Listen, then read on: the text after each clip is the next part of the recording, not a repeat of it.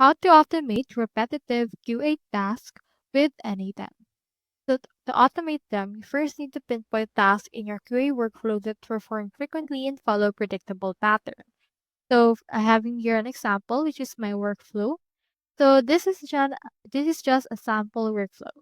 So your predictable pattern can include trigger automated tests, extracting data from test reports every certain days, setting notifications, and the likes. So for this, what you can do is you can actually schedule it to work every now and then, depending on the number of days you want it to do.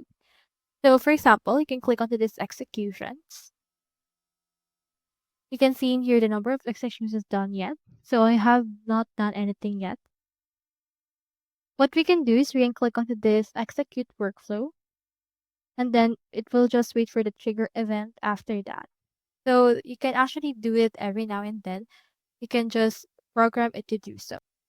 You can build the steps directly from there, and you can also set it to work or execute it once in a while. Make sure to activate it first, and once it's activated, you can head over and then set up those things right here and ignore or add sometimes you want added. So you can just wait for the trigger event and then it will be executed.